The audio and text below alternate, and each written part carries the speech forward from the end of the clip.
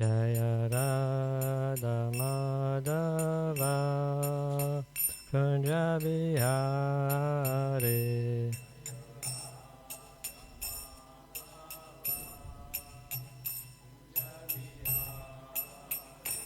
Jaya Radha Madhava Kunja Bihari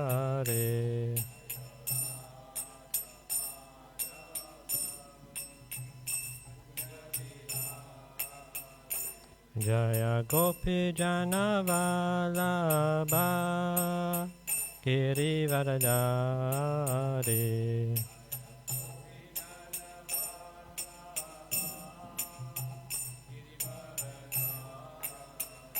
Jaya Gopi Jana Vallabha Girivaradari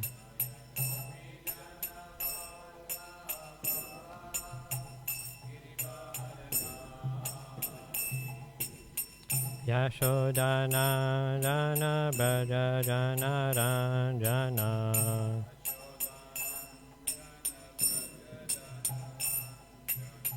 Yashodhana Jana Braja Jana Ranjana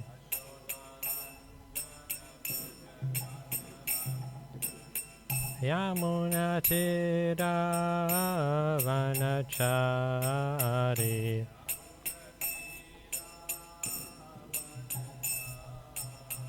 Yamuna Tira Vanachari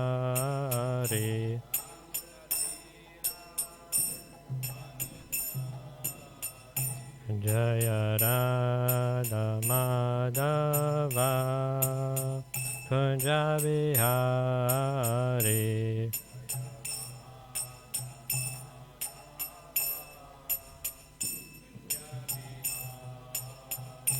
Jaya Radha Madhava Kunja Bihari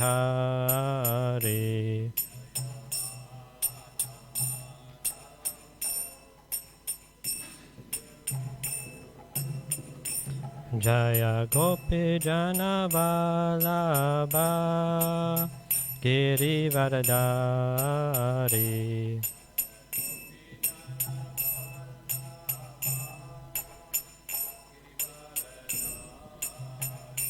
Jaya Gopi Jana Vallabha Girivaradari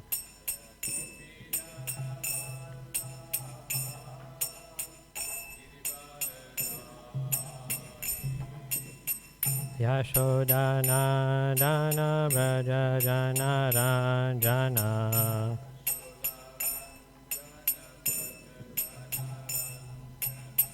Yashodhana Dana Braja Jana Ranjana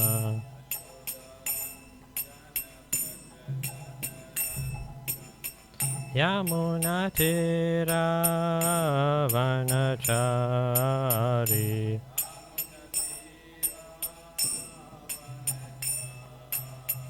Yamuna Tira Vanachari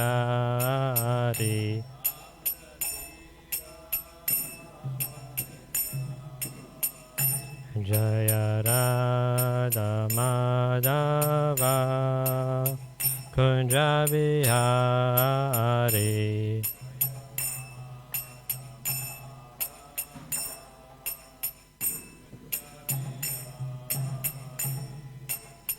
Hare Krishna, Krishna Krishna, Hare Hare, Hare Rama, Rama Rama, Hare Hare.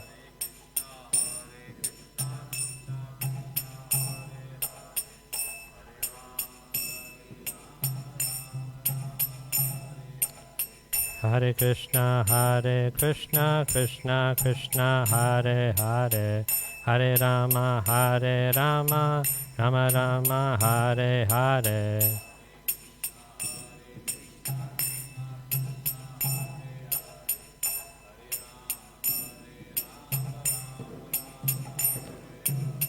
Hare Krishna, Krishna Krishna, Hare Hare, Hare Rama, Rama Rama, Hare Hare.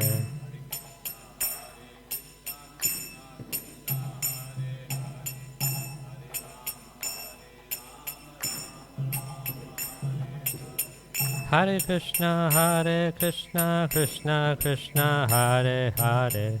Hare Rama, Rama Rama, Hare Hare.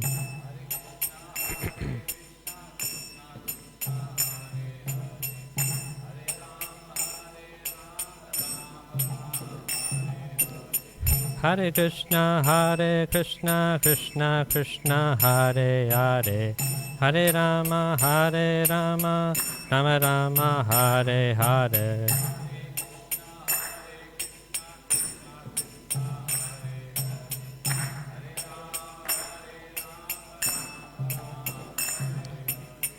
Hare Krishna, Krishna Krishna, Hare Hare. Hare Rama, Rama Rama, Hare Hare.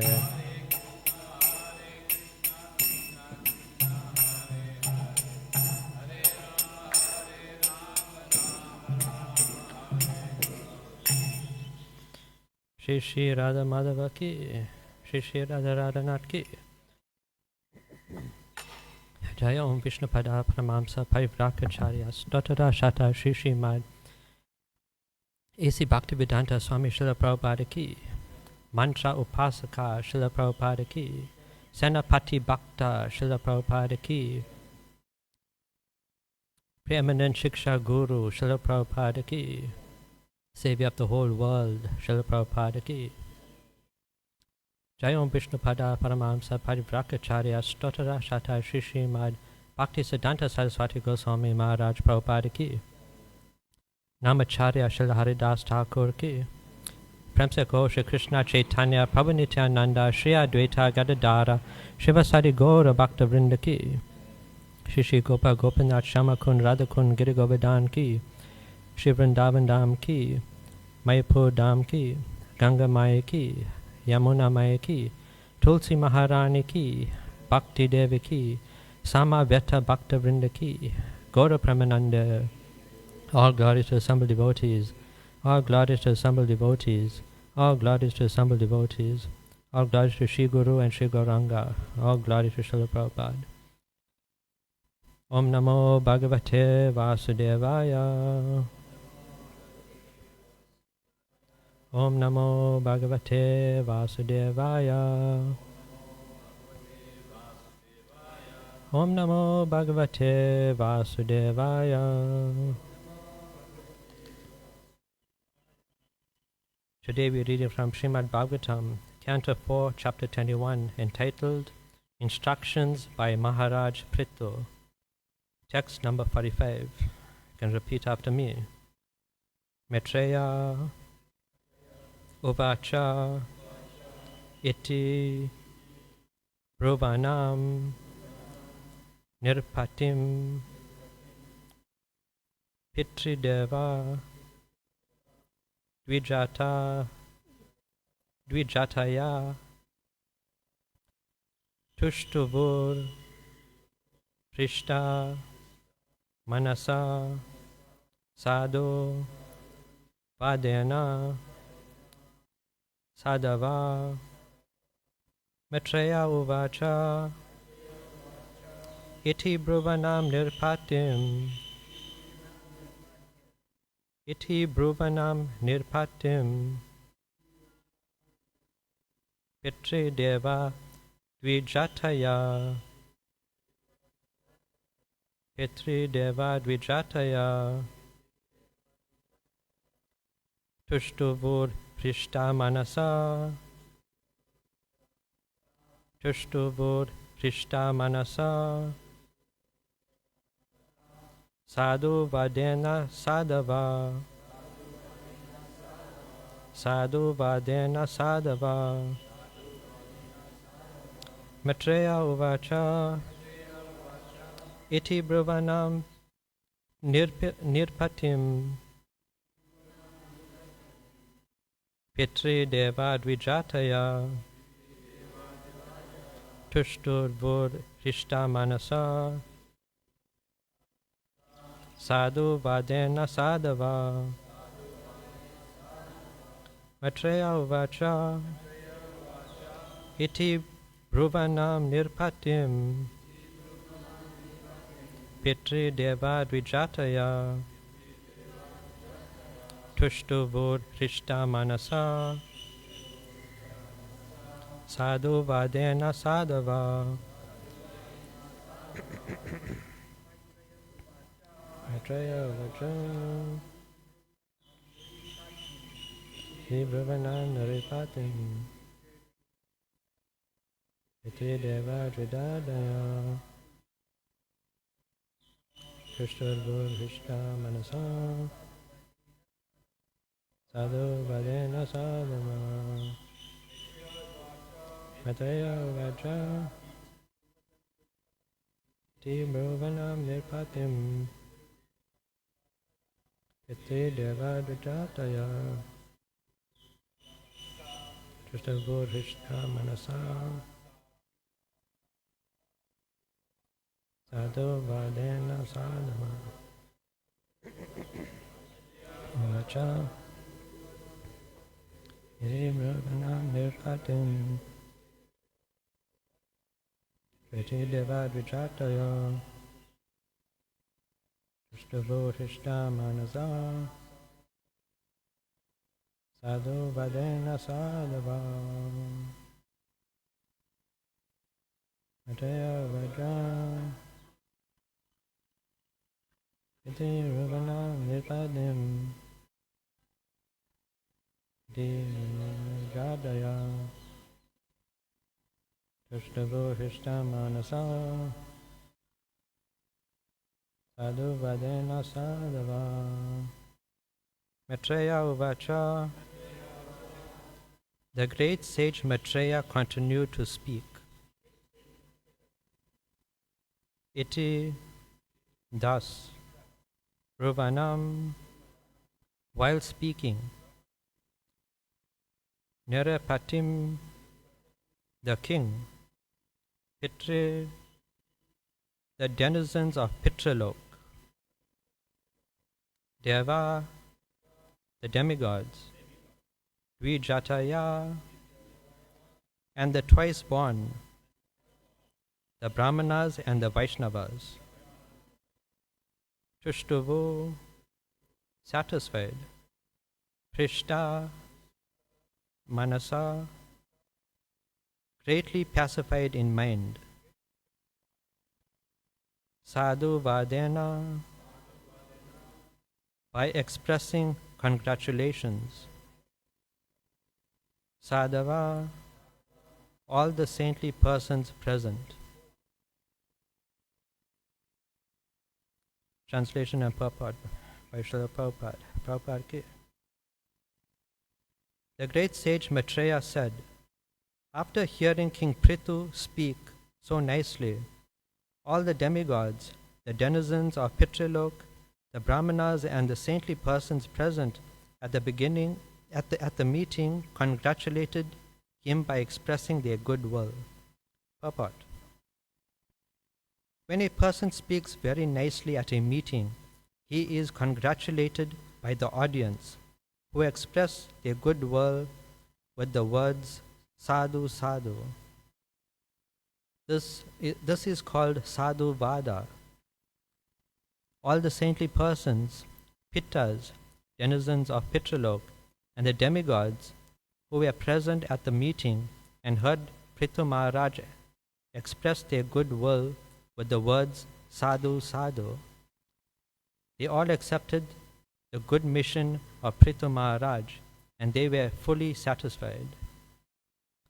Om Agyana Timirandasya Gyananjana Shalakaya Chakshur Unmilitamyana Tasmai Shri Gurave Namaha Shri Chaitanya Manobishtam Stapitam Yana Bhutale Swayam Rupa Kadamayam Dadati Swapadantikam Vancha Kalpatrubhyascha Kripa Sindhu Be'evacha Patitanam Pavanebhyo Vaishnavebhyo Namo Namaha Ya Krishna Karuna Sindho Dinabandho Jagatpate Gopesha Gopika Kanta Radha Kanta Namastate Tapta Kanchana Gaurangi Radhe Vrindavaneshwari Vrishabhanu Sutadevi Pranamami Hari Priya Jai Shri Krishna Chaitanya Prabhu Nityananda Shri Advaita Gadadara Shivasadi Gaura Bhakta Vrinda Hare Krishna Krishna Krishna Hare Hare Hare Rama Rama Rama Hare Hare. The verse again. The great sage Maitreya said, after hearing King Prithu speak so nicely, all the demigods, the denizens of Pitralok, the Brahmanas and the saintly persons present at the meeting congratulated him by expressing their goodwill. Hare Krishna. So Prithu Maharaj has ended his speech, and today we are hearing from Maitreya Rishi, who was describing the pastimes of Prithu Maharaj's activities. Now he is describing the goodwill of the people that were present when Prithu Maharaj gave his speech, particularly the rishis, the devatas, and the pittas who were present. If you go to the previous verse and read the last part of Prithu Maharaj's speech, he is asking the Supreme Personality of Godhead to be pleased with the cows and the brahmanas and then himself. There's an important lesson to be touched on here. I therefore wish that the Supreme Personality of Godhead and his associates be pleased with the brahmanas, the cows, and with me. Just on the structure of the sentence, we can learn about Prithu Maharaj's character. And we learn that Prithu Maharaj is a selfless person. In the previous text, Prithu Maharaj puts the brahmanas and the cows before himself. He mentions them before he mentions himself. Therefore, he is selfless. That alone can be used as evidence on what kind of character Prithu Maharaj has. If you read the Bhagavad Gita as it is, it begins with Dhritarashtra speaking to his secretary Sanjaya. What does Dhritarashtra say? He says, "My sons and the sons, what are my sons and the sons of Pandu doing?" Just on the way Dhritarashtra worded his sentence, you can tell what kind of character he is. Dhritarashtra is the acting king of Hastinapur. Dhritarashtra's sons and the sons of Pandu are going to war with each other. But the sons of Dhritarashtra and the sons of Pandu are of the same family. Dhritarashtra and Pandu are brothers, and they are all part of the Kuru dynasty. But in the Bhagavad Gita, Dhritarashtra doesn't say, "My sons and my nephews." He says, "My sons and the sons of Pandu." Just on how Dhritarashtra structured his sentence, we can see how biased Dhritarashtra was. Dhritarashtra favored his own children over the Pandavas, which in turn is natural for parents to favor their own children. However, by addressing the Pandavas as the sons of Pandu, Dhritarashtra made it clear that he is putting distance between himself and the Pandavas. This is the state of Dhritarashtra's consciousness, which is contrast to the state of mind of a devotee like Yudhishthira. In the Mahabharata, there's a description where each Pandava had died, leaving Yudhishthira all by himself. Then Dharmaraj appears before Yudhishthira with an ultimatum, which will allow Yudhishthira to revive one of his brothers. In the end, Yudhishthira tells Dharmaraj that he wants Sahadev to be revived.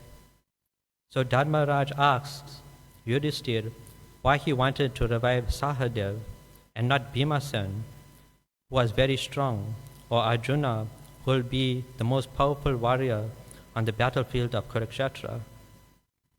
Then Yudhishthir replies, saying that by reviving Sahadev, at least one son of Kunti and one son of Madri will be alive.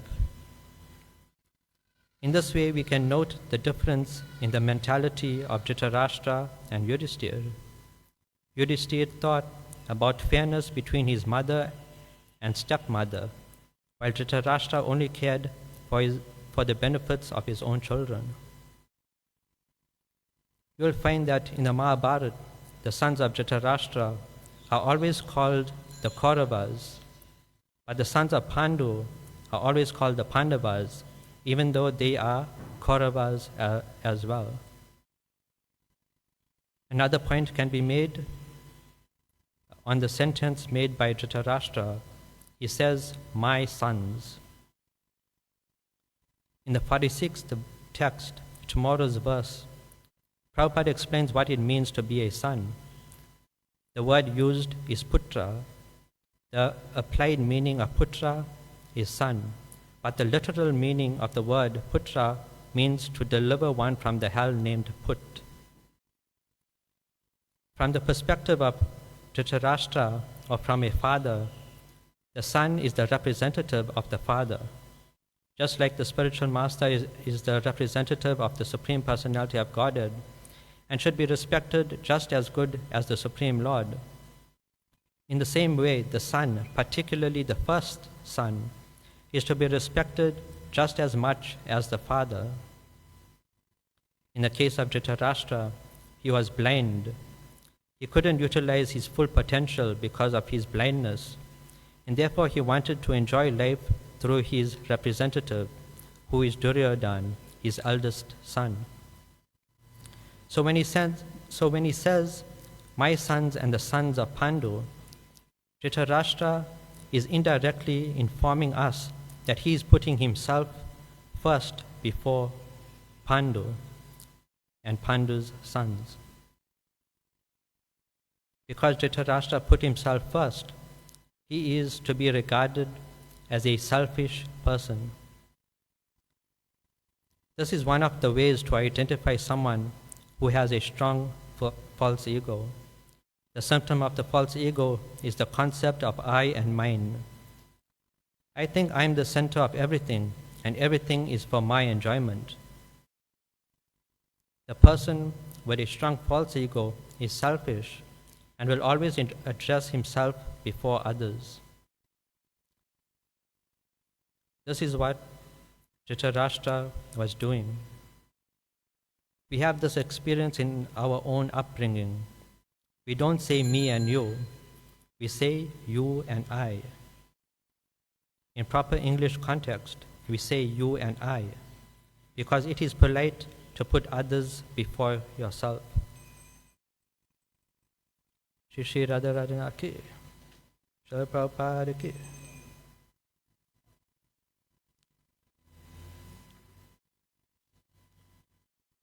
However, when we grow older, we forget the proper way to speak, and instead we end up saying me and you. The false ego has overwritten what you were originally taught. If you listen to how a person talks, you can catch a person who puts himself first in whatever circumstance. And in the case of Prithu Maharaj, he is the opposite of Dhritarashtra. He puts others before himself. Prithu Maharaj is selfless, lacking false ego. And as described by Maitreya Rishi, everyone present was very pleased with Prithu Maharaj.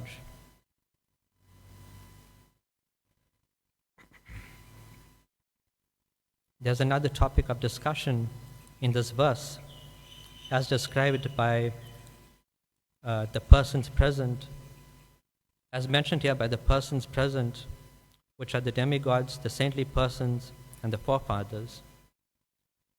That is the devatas, the rishis, and the pittas.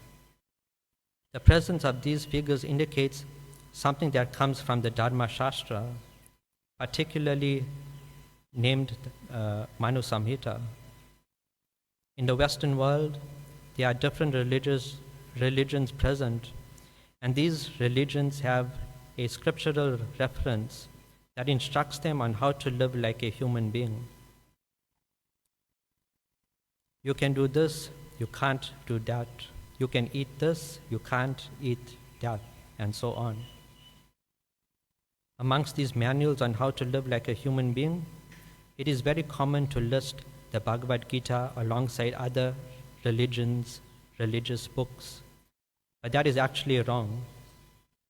The Bhagavad Gita is not a manual on how to be a human being. The Bhagavad Gita is a scripture that teaches you on how to transcend the bodily concept of life, becoming self-realized. Many years ago, His Holiness Bhakti Brihad Bhagavat Swami Maharaj gave a class. He was indicating what religious books is equivalent to the Bible, Torah, Quran, and so on. And he names the Manu Samhita. The Manu Samhita is the Vedic manual on how to live like a human being. The rules and regulations of Varna Ashrama Dharma is found in this book, along with other topics regarding human civilization, including worship. Particularly, it mentions that a grihasta is meant to do 5 kinds of sacrifices, and these 5 kinds of sacrifices are related to the personalities that are mentioned in today's verse. The 5 recipients of the 5 sacrifices are the saintly persons, the demigods, the forefathers, the ghosts, and lastly mankind. In Prabhupada's purports and lectures, you'll find that Prabhupada says that when someone takes to Krishna consciousness, he no longer has to be indebted to the demigods and the forefathers. You do not need to worship the demigods and forefathers separately. By taking this Krishna consciousness process, the demigods and the forefathers will automatically be pleased. That context that is mentioned by Prabhupada is related to the 5 sacrifices that a grihasta is meant to perform. I'll describe the 5 sacrifices. The great sages have provided Vedic knowledge. The sacrifice that is meant for the rishis is to engage the senses in the study of Vedic knowledge. The demigods make all kinds of arrangements for living. The sacrifice meant for them is to perform a fire yagya. The forefathers have brought you into this world. The sacrifice meant for them is to offer shraddha, just like how Hindus do Pitarpak, except this sacrifice is meant to be done every day. Then the ghosts provide a nuisance. The sacrifice meant for them is to scatter grains on the ground. If some animals, like birds, partake in the grains, then it means that the ghosts are pleased. Lastly, mankind provides the opportunity to be wholesome and charitable. The sacrifice meant for mankind is to feed them. You would have heard from the lectures of devotees that after cooking a meal, the grihasta must go outside of his house and call out, "If anyone is hungry, please come and take prasadam." That is a sacrifice to mankind. In Vedic culture, the Kshatriyas, the Vaishyas, and the Shudras all have occupations and earn a living, and the Brahmanas are the only persons who accept charity. So the sacrifice to mankind meant that you would only need to invite sadhus into your home and feed them. Prabhupada's father would bring sadhus, whether they be real or fake.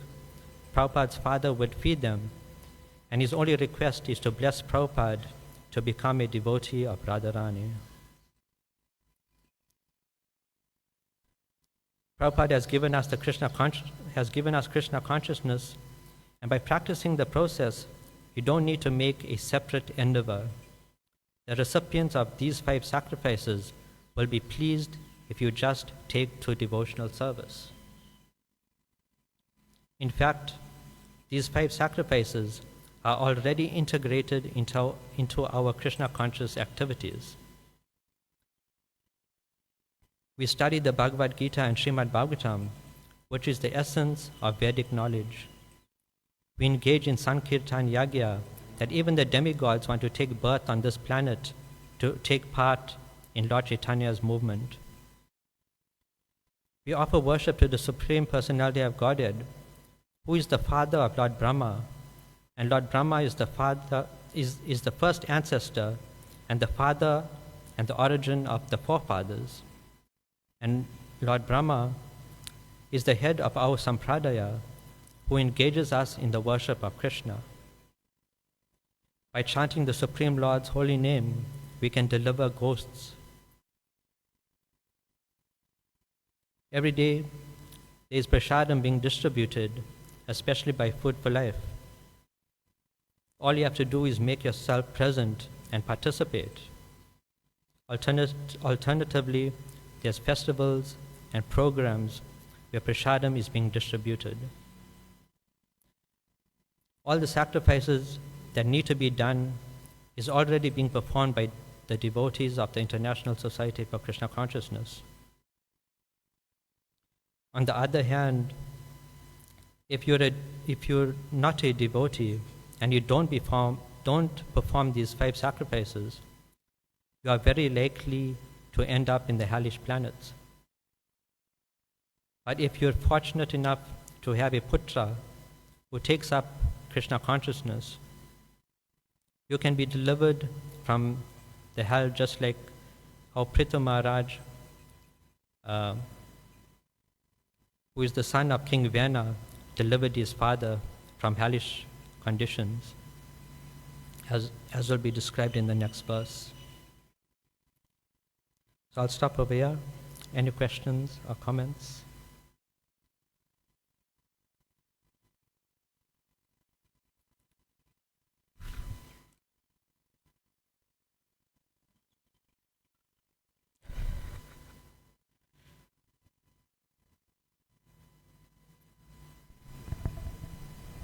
It's great how we have the people that make the examples like you're talking about.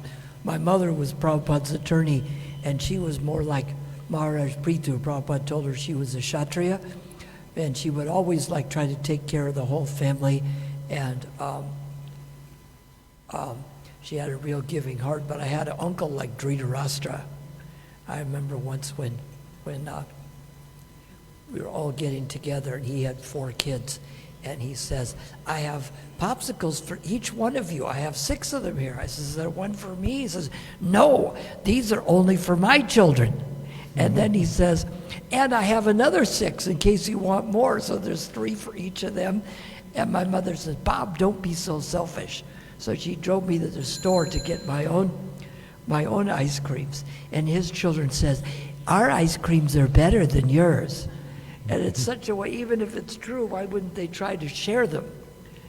And it just shows that bad kind of training you get from parents to be selfish, they end up thinking that that's the correct thing to do. The other thing he did is his kids were throwing dirt clods at me, so I stacked up a bunch behind the garage, and then I ran behind there, and as they got there, I'm just pelting them. And they said, he threw dirt clods at us. I said, there's 4 of them.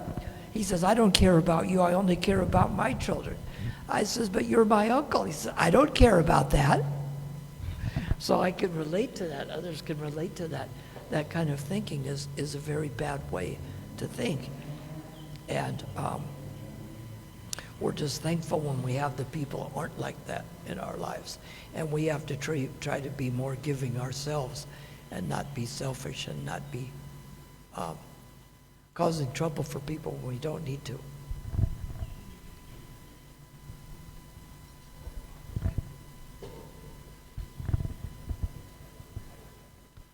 Grantata Srimad Bhagavatam ki? Srila Prabhupada ki?